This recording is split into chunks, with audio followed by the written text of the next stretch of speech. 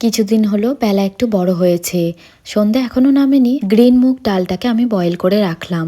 তোমরা সবাই কেমন আছো বলো তো বন্ধুরা? আশা করি সবাই খুব ভালো আছো। একটু গরম পড়েছে কিনা, মশার অত্যাচার কিন্তু ভালোই বেড়েছে।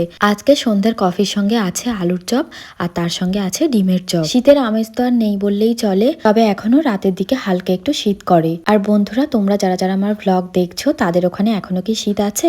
তোমরা কিন্তু অবশ্যই কমেন্ট করে জানিও। সন্ধ্যের খাওয়া দাওয়া তো শেষ, তবে আর একটা দিন মাত্র বাকি আছে রমজানের। তাই ভাবলাম রমজানের জন্য একটু ডেকোরেশন করাই যাক। আমি আগের দিনের ব্লগের দুখানা কমেন্ট পড়ছি, যারা আমাকে ফার্স্ট কমেন্ট করেছিল।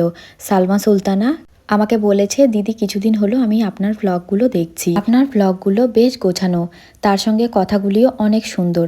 আমি ওয়েস্ট বেঙ্গলের বাঁকুড়া ডিস্ট্রিক্টের মেয়ে, তবে আমি হাজবেন্ডের চাকরির জন্য অরুণাচল প্রদেশে থাকি, আর আমিও কোয়ার্টারে থাকি। আরও একজন যে বোন কমেন্ট করেছে তার নামও সালমা। সালমা আমাকে উড়িষ্যা থেকে দেখছে। আচ্ছা বন্ধুরা, এবার বলি, কিচেনের এই ওয়াল হ্যাঙ্গিংটা আমি কিন্তু নিজের হাতে বানিয়েছি। কেমন হয়েছে তোমরা জানিও। আর রমজানের জন্য যে ডেকোরেশনটা করছিলাম ওটা না অর্ধেকটা করেই চলে এসেছি, এখনো কিছুটা বাকি আছে। রাতের ডিনারটা বানিয়ে নিয়ে গিয়ে করবো। কি জানো তো বন্ধুরা, মানুষ কি আর সবসময় একই রকম থাকে? একটা মানুষ বদলে যায় অবহেলায়, অযত্নে আর অনাদরে।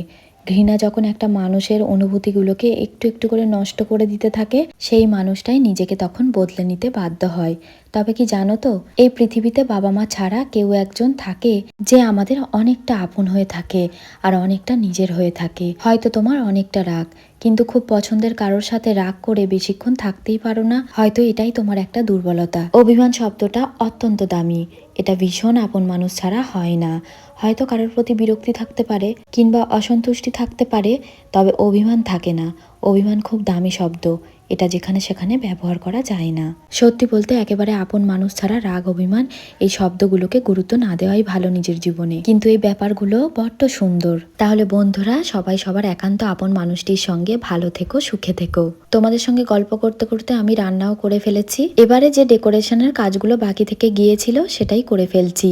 এর মাঝে সানাইকে না ডিনারটা করিয়ে দিয়েছি, না হলে অনেকটা দেরি হয়ে যেত।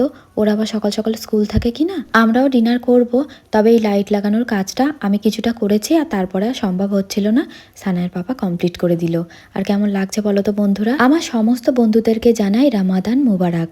সবার রমজান যেন খুব ভালো কাটে। আজকে আমি যে সমস্ত বন্ধুদের কমেন্ট পড়তে পারলাম না, তোমরা কেউ মন খারাপ করবে না। আমার প্রত্যেকটা ব্লগে চেষ্টা করব আমি কিছু কিছু জনের কমেন্ট পড়ে শোনানোর। রাতের ডিনারে তো আজকে বানিয়েছিলাম রুটি আর ডিম তড়কা। আর বন্ধুরা, আমার ব্লগগুলো ভালো লাগলে কমেন্ট করে জানিও। আমার পেজটাকে ফলো করে দিও, আমার ব্লগগুলো শেয়ার করো। দেখা হবে পরের ব্লগে।